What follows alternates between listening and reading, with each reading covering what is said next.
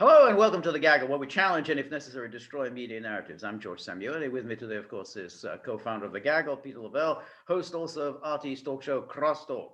Well, this week is a commemoration of the 100 days of the Biden administration.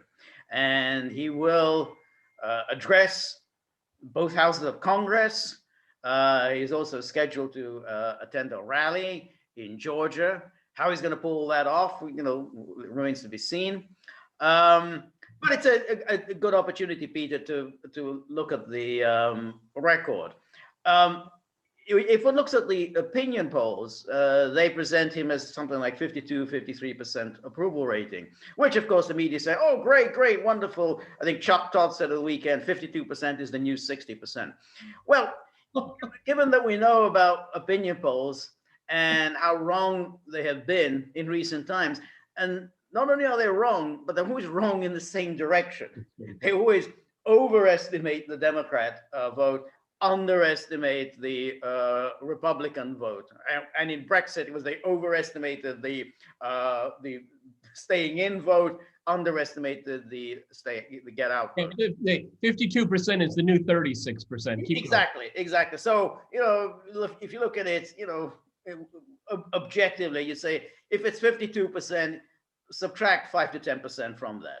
In which case, he's not really doing particularly well, and he's particularly not well given that the vaccines, obviously, that whole vaccine program, which Biden didn't have much to do with, he's implemented something that was Trump had started, but it's obviously popular. People are happy that this vaccine is becoming available to everybody. So that's going down well. The economy is recovering. Again, Biden didn't do much to do that, but as with all politicians, they reap the benefits of the economy. Which is fair enough. Yeah, always happens. So there's nothing unusual about that. And the fact that the lockdowns are also now coming to an end, also popular. So these are things that naturally would redound to the advantage of an incumbent. So again, that isn't a huge, given all of these positive things, Biden's not doing particularly well in terms of popularity. And where he's really slipping down is on immigration, the control of the borders. Clearly, he gets terrible marks as to his control of the borders. It'd be interesting to see whether the Republicans will take the bait and bail him out with some bipartisan amnesty legislation. That's you Republicans do always the time. They almost did it for Obama, but it was the debacle, if you remember, of I think Eric Cantor, who was something number 2 man in the House who lost. That sorry sack of shit. Exactly. That, and the Republicans suddenly panicked and abandoned the whole amnesty, Obama's amnesty program. So, that he's doing very poorly there.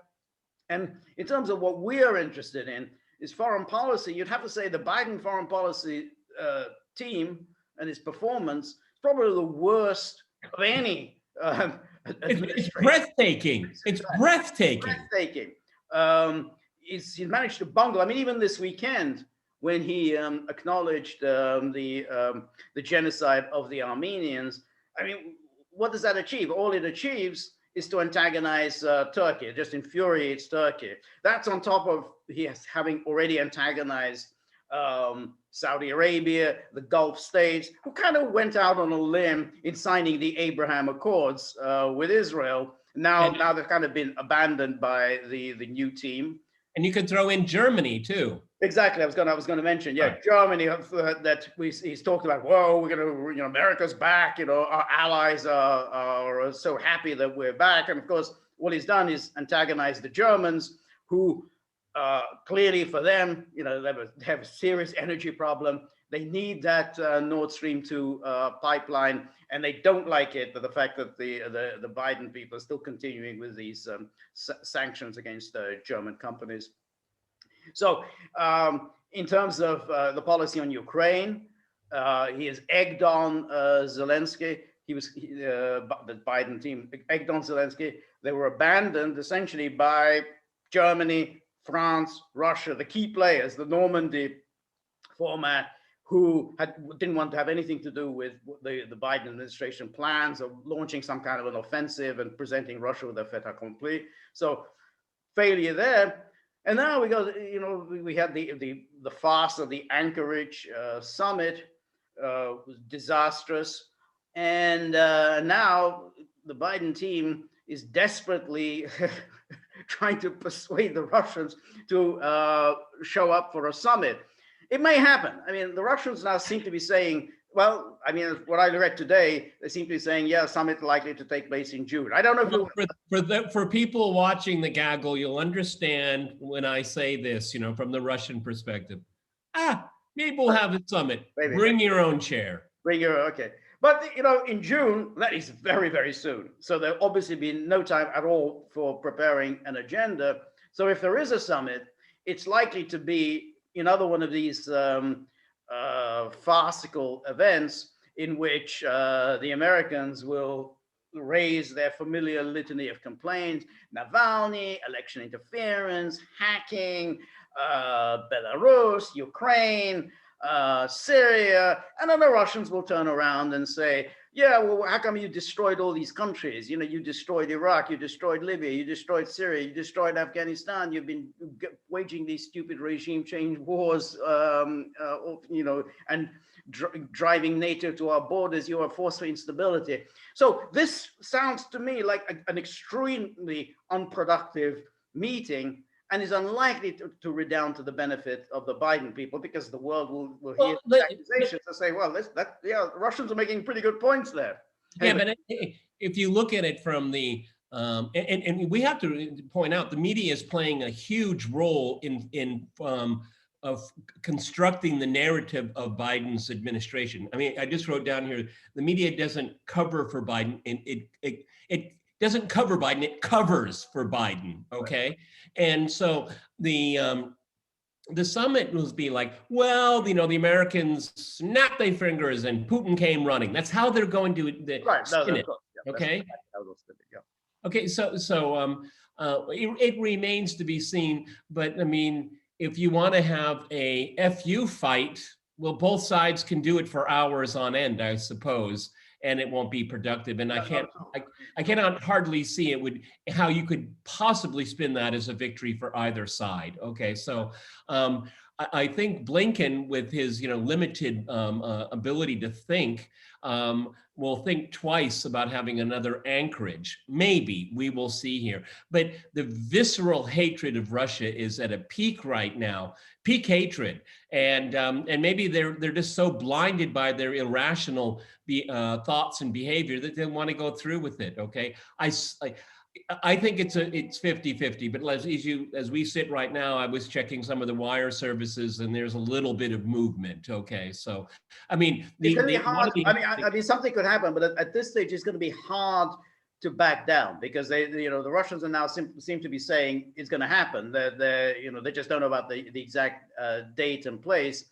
But they've gone out now, they've said that it's going to happen. So. Yeah, but I mean, there was a caveat, depending on American behavior, which of course is a term the Americans always throw at depending on Russian behavior. So yeah, that is on the calendar.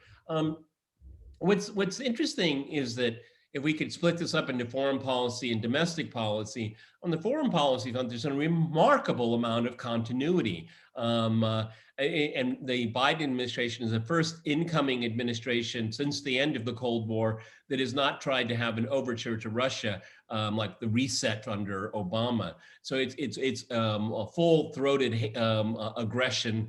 So that's something different. It really, in a sense, it's an extension of Trump, because if you look at the sanction regime that Trump used, it's just an extension of it. And now the Russiagators are in power, so they're going to go full throttle on that.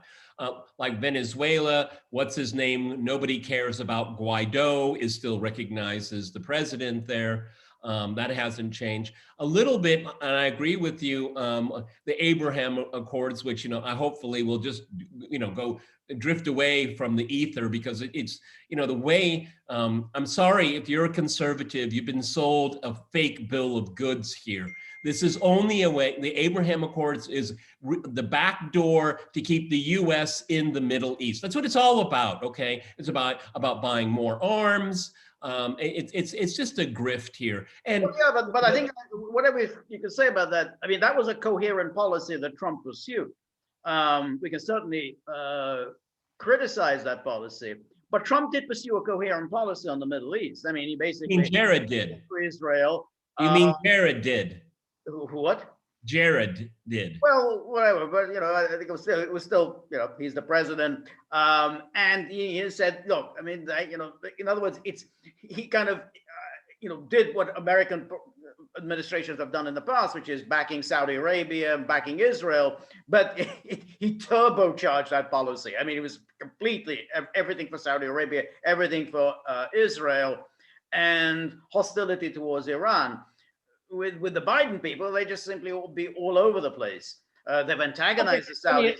I'll give you that, but the Abraham Accords just codified what was really going on in the first place. Policy hasn't changed. Perceptions, public perceptions might have changed, certainly changed. But Bahrain dealing with the Israelis, I mean, that's not anything really new. Okay, it came out, and it was like a coming out party. All right, and what it did was it still empowered Saudi Arabia, which is a disaster for American foreign policy. So.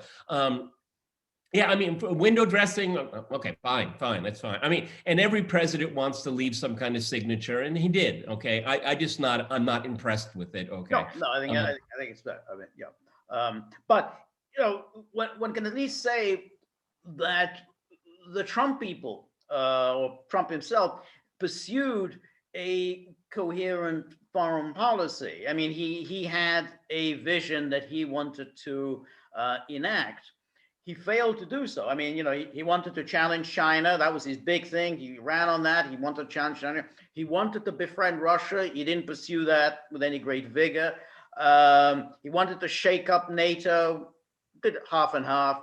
Iran, absolutely hated Iran, wanted to isolate Iran, therefore went ahead with his Abraham Accords and everything for the Saudis. So you'd have to say it was at least a coherent vision. I mean, in other words, America has to take on the real adversary, which Trump saw as China.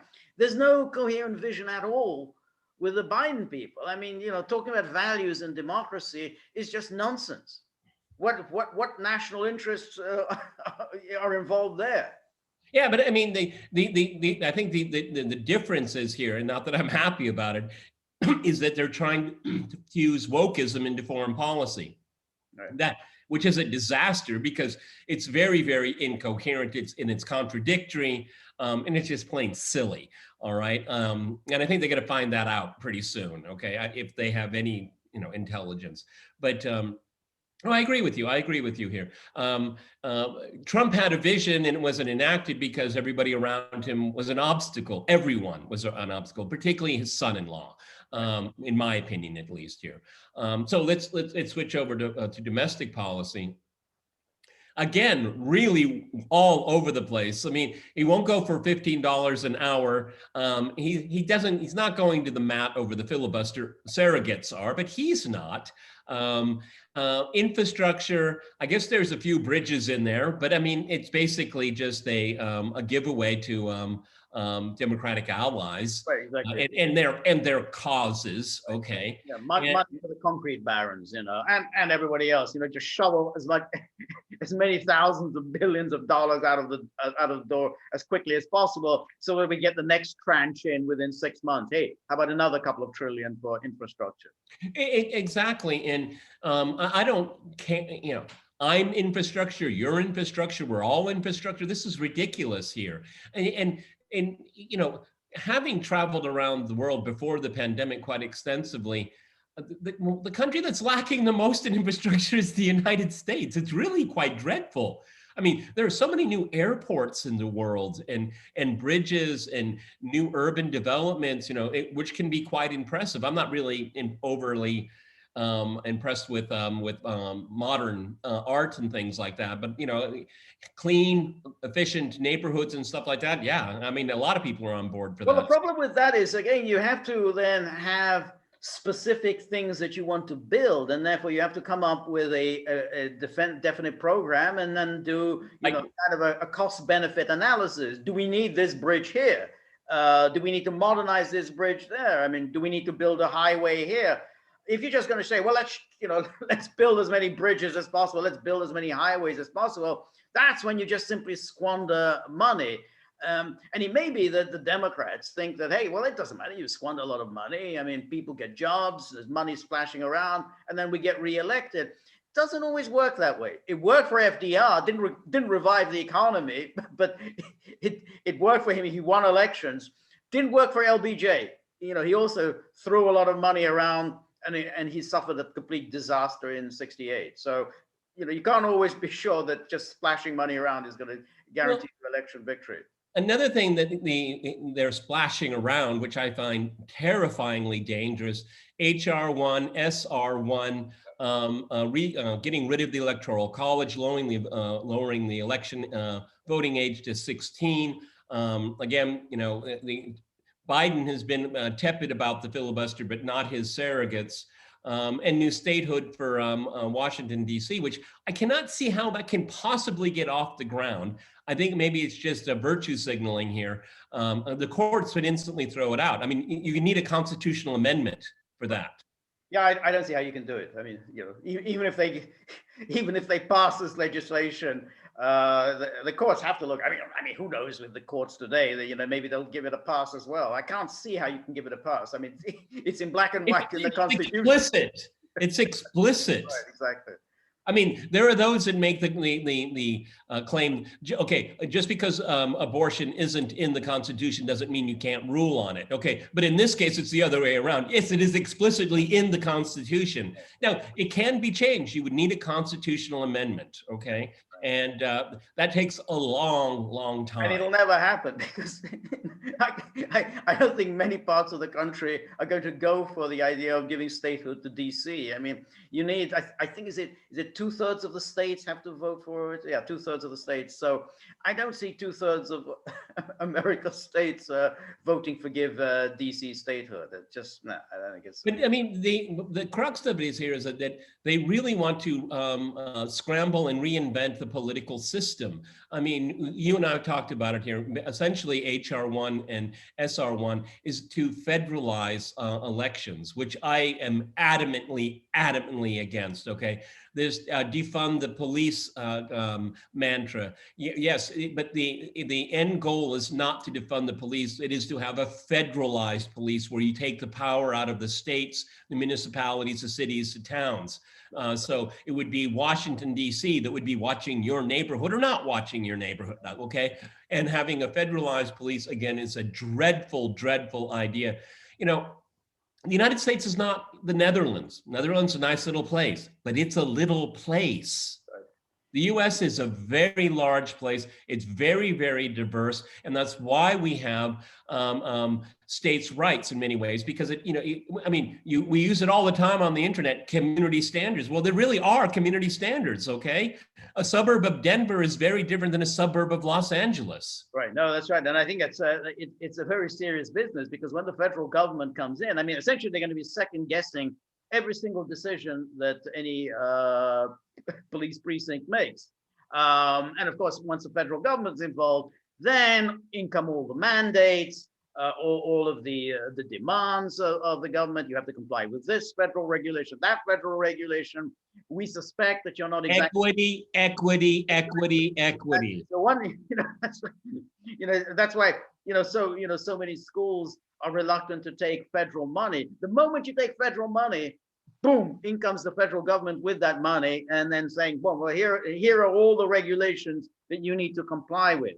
And these are all of the mandates that you need to comply with. So that's why, so I mean, one of the reasons why, many schools are not happy with school choice, because with school choice means, you bring money to the school, but at the moment you bring money, then income comes the government with that money. So you say, no thanks, but no thanks. We'll go without school Well, choice. it's really interesting. The pandemic slash lockdown has given such a positive spin on being able to choose charter schools and stuff like that, because the public schools have just utterly failed. I mean, it's really, really sad, and we'll live with the consequences for it with a long time. The good thing is that people say, I'm gonna go with the choice. I'm gonna decide where my kids go to school. Okay. But the point of a choice is, the way choice works is you take a bunch of money and then you take it to, the school. In other words, you go, okay,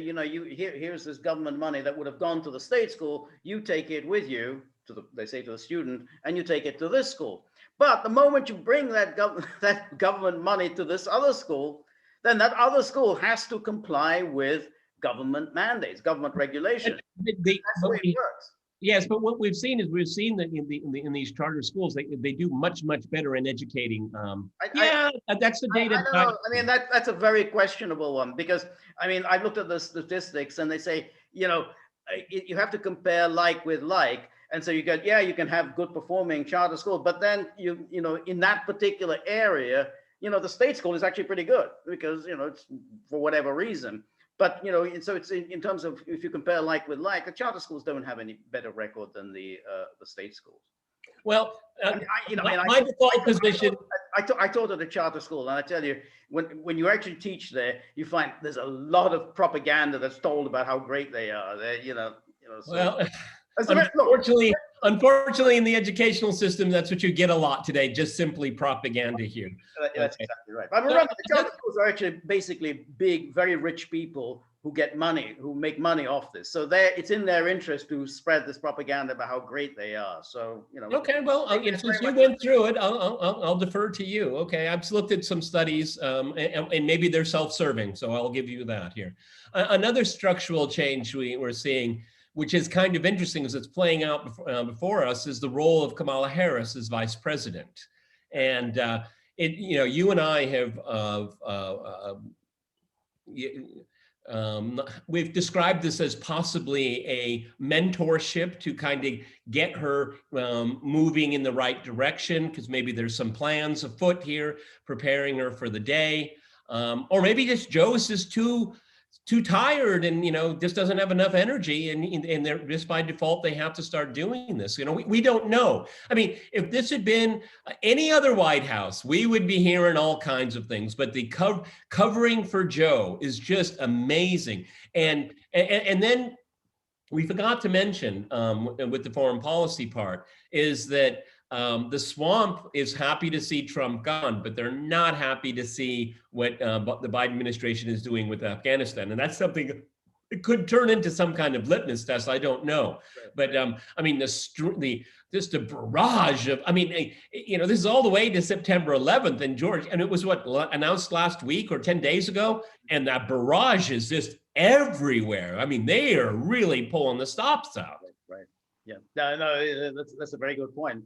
And this drumbeat is going to get more intense, and I don't see that this team will be able to withstand the propaganda barrage. Trump himself didn't. How many times did Trump say that he was going to withdraw from Syria? He never did so.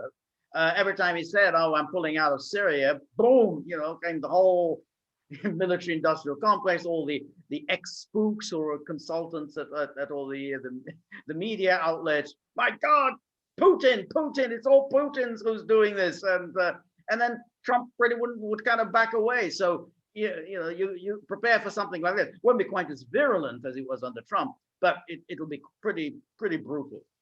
And we have to keep an eye on the Iran deal, okay? Because I don't know. I guess it depends on your source, because I'm getting this really, really mixed messages about how some Trump sanctions just can't be lifted, and then there's negotiations. 80% of it's agreed to, so it's kind of all over the place of where we stand right now. Right. So that will be very interesting. Again, one of the things we always have to keep in mind is that a good deal, the majority of the executive orders that Biden has signed do not have 50% plus 1% vote, okay, support, okay? And then a good number of them, possibly all of them, are just to counter what Trump did as president. So is this what we're seeing with the Iran deal? It is just to spite the former president? It seems very unclear to me, though Biden was in the White House when the JCPOA was negotiated, okay? So he is familiar with it. So we'll get to see where that goes. For me, it's kind of a wild card. It is a wild card because while they're negotiating all the minutiae in Vienna, we're not really getting any sort of message from anyone in the Biden administration as to, well, why do you want this agreement? Yeah. That's what you need to explain. What is it about this agreement that you actually want to continue? A lot of criticisms of Trump, lots of attacks on Trump. It's all Trump's fault. It's all Trump's fault. But if you want to return to the JCPOA, why? What is it that you're trying to achieve? Yeah, because is it an end or is it a process? Right, exactly. And so I think that's why, as you describe it, the motive to somehow just a cock a snook at Trump, that does sound like the prevalent motive, because you can't see why else. I mean, at least Obama used to present an argument in favor of the JCPOA. Well, we're preventing Iran getting nuclear weapons. If there's no agreement, Iran would get nuclear weapons. That's an argument. I mean, I agree. It's not, but at least it's saying that's the whole purpose. But I haven't seen anyone in Biden actually making that argument and say, yeah, we have to, because otherwise they'll have nuclear weapons. So I don't know where all this. That's why these negotiations that just seem to be going on and on. Where they're going. And we've mentioned earlier, is this just a stratagem to say, well, we tried.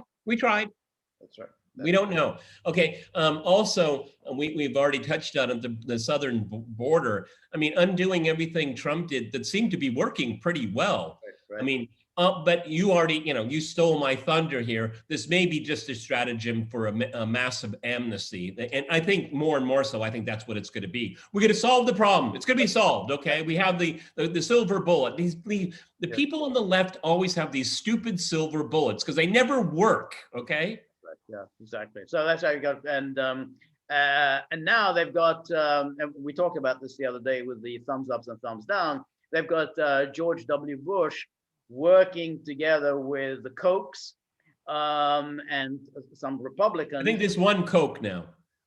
Yes, I know. They're always referred to as the Koch. But in fact, interestingly, George W. Bush himself referred to the Koch brothers, even though there's only one now. So it's still the Kochs. But either way, okay. He's working with them, in order to get, some, comprehensive immigration reform is a nice word to pass. So that could still happen. I mean, they could easily get enough Republicans. They only need 10 to make it a filibuster-proof majority. So, I think they probably already have 6 or 7 lined up. So that's a possibility. Hey, look, terrible crisis. It's like a protection racket. Look at these horrific things. But hey, we can solve your problem though. Just give us our amnesty legislation. Yeah, and that is a third rail for a lot of the electorate. Okay, I mean, since we're talking about the first 100 days, I just want to reiterate that in all the things that we've talked about today is that this administration is in a hurry. It's in a hurry to get stuff done, right. And we all know why, because they're keeping an eye on 2022 and 2024, right. And amazingly. With all of this, she's supposed to be the border czar, and she's gone to the wrong border. She left Washington, D.C. and went to the border, crossed the border into New Hampshire. Okay, so I don't know why she's going to New Hampshire when she probably should be going south of the border. I think you know what I'm getting at. Right. Yeah, and interestingly, then she's doing this whole thing of getting to root causes. So she's going off to Central America to address these big issues of poverty and drug running and equity and everything, to address the root causes of immigration. Well, when you get to root causes, it's going to take about 100 years to solve. I mean, you've got a crisis there at the border. I mean, George, you and I were in academia long enough to know that, when you want to get to the root causes, right, you can make a career out of it. Absolutely, like the root causes of crime. That's it. We got to address the root causes of crime. So that's the same thing. I mean, so she's going to do all this, but I mean, she's obviously, she's not stupid. She doesn't want to be stuck as the person who bungled the immigration issue. So that's why she's just sort of, ignoring everything her boss tells her and just sort of picks and chooses what she wants. Root causes is a wonderful one. You get such, favorable media coverage. You get a New York Times Magazine cover story. Oh, the woman who's addressing the root causes of migration. Yeah, and it'll be the Kamala Harris Institute of Immigration immigration problems to be solved. Right. Okay, somewhere in the next generation. Okay, right. No, I have an idea. Just finish the wall. Okay, that first step. Finish the wall. Right. Have a few doors and stay in Mexico, and we'll look at your papers. Okay, and if you pass muster, maybe not. Okay. Same way in Central America, which is what Trump did, which is you apply for asylum there in that country, in El Salvador or Guatemala. That's where you apply, and then we'll process your application. But and if it's an asylum, then you have to do it in the bordering country. That's the way. That's international law. Yeah. Oh, but it's never mentioned. It's never mentioned. No, okay? I know. It's absolutely amazing. Yeah. Yeah. So I mean, and then we had the Biden wanted to hang his hat on global warming. His summit was a complete dud, right. And he looked foolish because he was the only one wearing a mask. Okay, a true believer. I know, it really is a true believer. Sitting there by himself. He's already had the vaccine, and he's sitting there with a mask. I mean, just look a complete idiot. We can't underestimate. I think it's really important. I'm really glad that you brought up the polling, okay, which you and I are very dubious about. I don't know when I'll believe in polls ever again. I simply just don't. Because most polling agencies lean liberal anyway, okay, right. And it's built into their questionnaire. Right. But the Biden administration is not being judged by the public because I don't trust the polls, but by the media, and that is very, very important. And it's like covering, the North Korean leader sometimes. It's really extraordinary.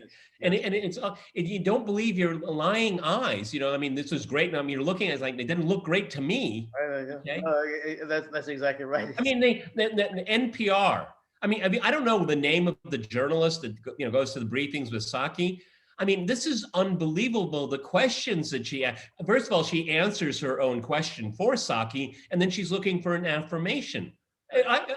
What is this? You know what I mean? I think the thrust of her question is always, what are you going to do about the Republican obstructionists? How are you going to deal with, Republican opportunists? No. It's even worse than that.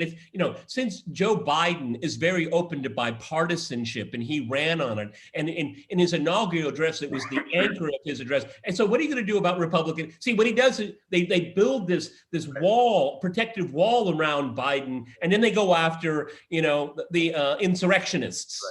Right. That's it.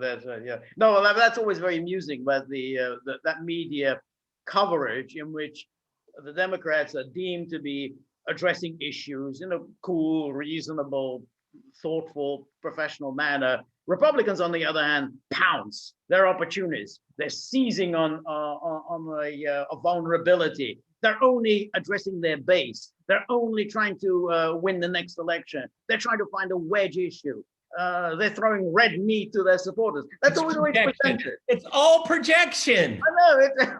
It's exactly what they do. Yeah. It's like, amazing. Your politics. On one side, you have the cool, reasonable, thoughtful people. On the other, you got these savages. But that's it.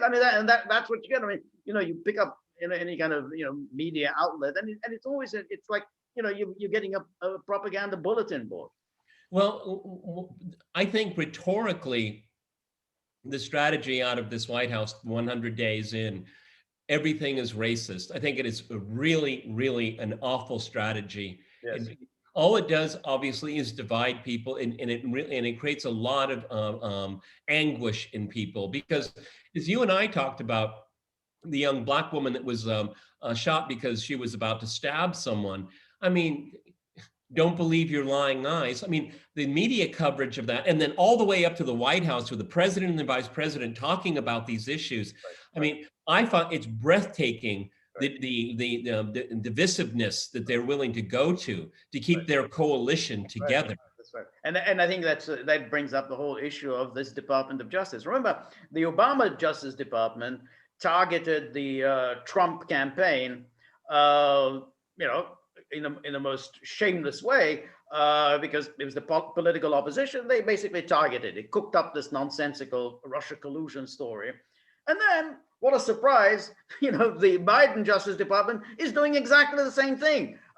This time, it's not Russia, though Russia may yet reappear, but it's the insurrectionists, the dangerous white supremacists, the dangerous extremists who going around the country doing terrible things like taking selfies on the Capitol grounds. But it's the same crowd, and these are the people who have been appointed. We talked about the other day. Republicans just seem dumb. They didn't put up any resistance against these people. The very people who were trying to sabotage them during the Obama years are all back in.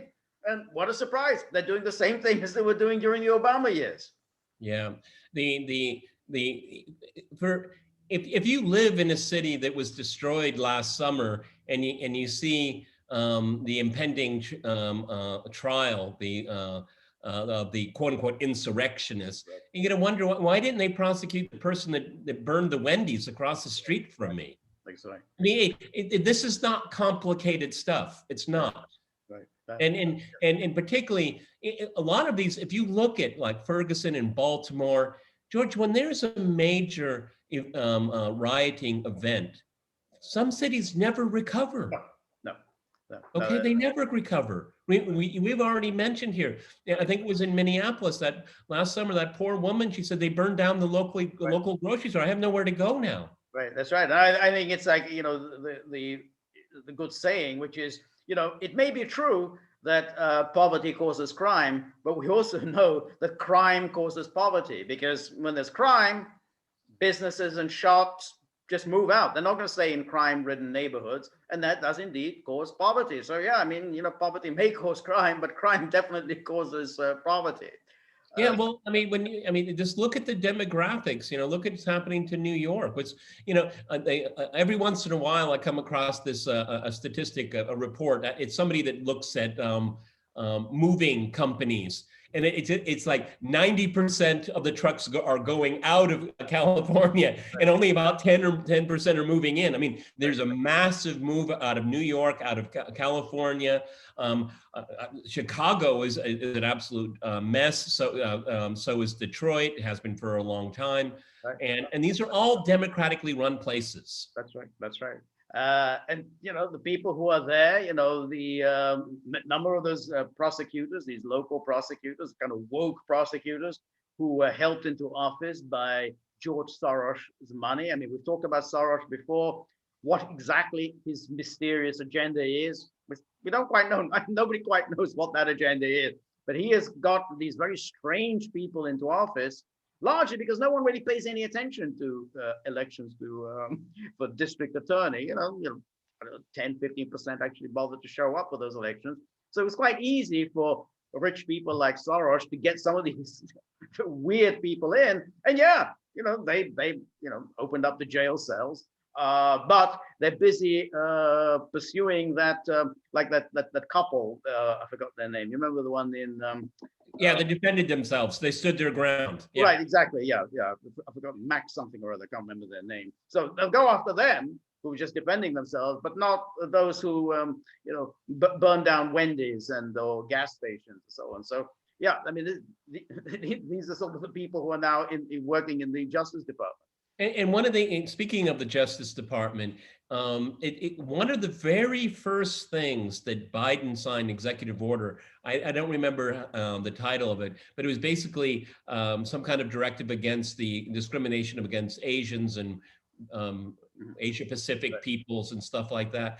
And it's interesting is that the DOJ has dropped in lawsuits against like Yale and Harvard and all that for their discrimination against Asians. Right. And it's really quite remarkable because the left is just caught wrong-footed when you would say, well, what about the discrimination against Asians? They don't have an answer. And it's real. It's very real. Okay. And it's not racist to say, I mean, at least in my experience, I've known a lot of Asian people in my life who are good at math. Okay, I'm sorry, but it's true. Okay. No, I think that's right. That's exactly right. So because what had happened, the educational achievements of Asians has been going up over the last few decades. Getting higher and higher scores in the SATs and ACTs.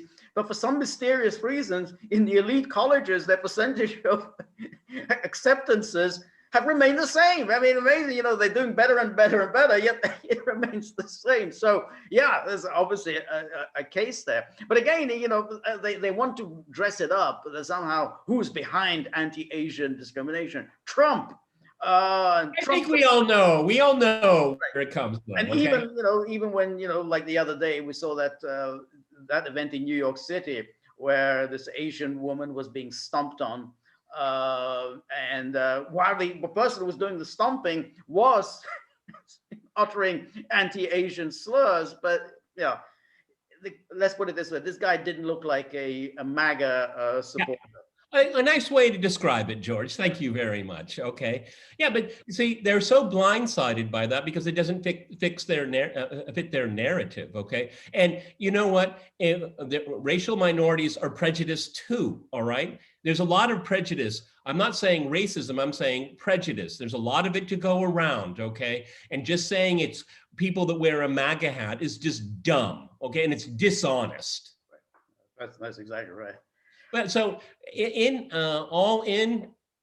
I suppose we're not surprised by the foreign policy. I think I think we more or less got that right. I think the thing that kind of surprised me a little bit, considering Joe Biden's relationship with the race issue for 50 years, he's remarkably woke. Okay. So, but see, the thing is that it seems to me this is the stratagem. He's going to play the woke card, the race card, but he's going to be a little bit more. He doesn't want to go down the Bernie Sanders path, and so what he's doing is that he's doing the genuflecting to wokeism. I think this is what's in play right now. No, I think it's. I think Biden, has always been an absolute classic empty suit.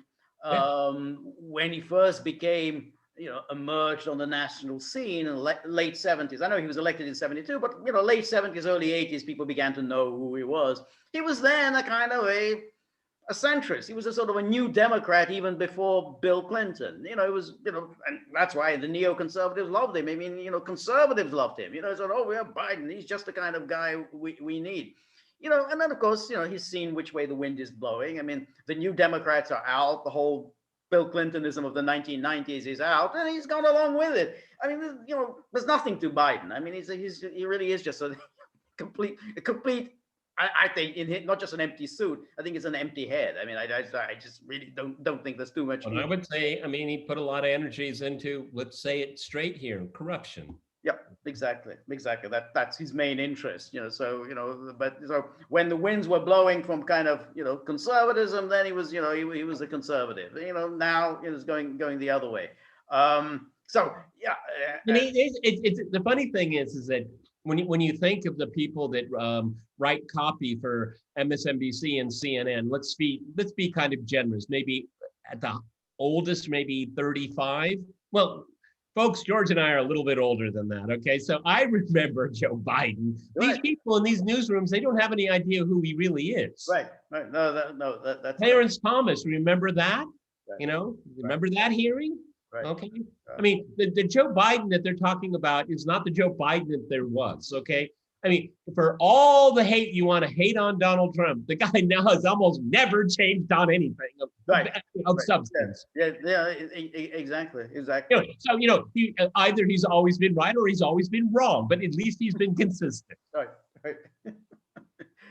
Yeah, no, that's exactly right. So if we look back on this 100 days, I'd say that his poll standing is not good, given the economic recovery, given the availability of the vaccines, given the All branches of government. right, exactly, all branches of government, and the country's opening up, the lockdowns are coming to an end. He should be doing a lot better, and he's not doing better. I think is going to have a serious problems for him because he's Well, now and I think committed himself to an agenda that is not going to go down well. I mean, we didn't even mention about the boys in the girls' locker rooms. These are not things that go down well. And the greatest scourge against working people is about to be make its ugly face seen. It's called inflation. Exactly. Okay, that's another. And that is that is the most cancerous thing on working people is inflation. And I remember the 70s. So do you. Right. No, that's exactly right. And already all the signs are there. Commodity prices around the world are going up. Food, gasoline. Exactly. Yeah, that's right. So AOC and the others who are talking about $10 trillion. I want 20 trillion for infrastructure. You can't outlaw the laws of economics. You can't, you don't just continue to manufacture money and no one really worries about anything. And it's just... having said that, and to be very fair, I'm very pro infrastructure, but old school infrastructure, okay, if you know what I mean, okay? Right. And what they've done is they've just played this horse and pony show about what infrastructure is, which I think is awful, okay? Because infrastructure, if you do it right, it creates value if you do it right. Right. But they're talking about these green, remember the green jobs, all these, millions of good, well-paying, unionized jobs that are coming along, they didn't happen during the Obama years because he also peddled the whole green jobs. They just never materialized. But again, the millions and millions of good, well-paying, unionized. George, jobs. No. Those 8 years are just one big, long, bad dream, one nightmare, those 8 years. Right. God. Right. Empty suit presidency, and we're getting another one now. Exactly. All right, Peter. So that's our survey of the 100 days. We will, of course, maintain our laser-like focus on Biden's State of the Union, which I think is on Wednesday. First foreign visit to NATO. That's right. That's coming up later. I think that'll be a little bit later. But we are on Rumble. Look us up there on Rumble. And if you like the gaggle, please like, share, and subscribe. See you soon.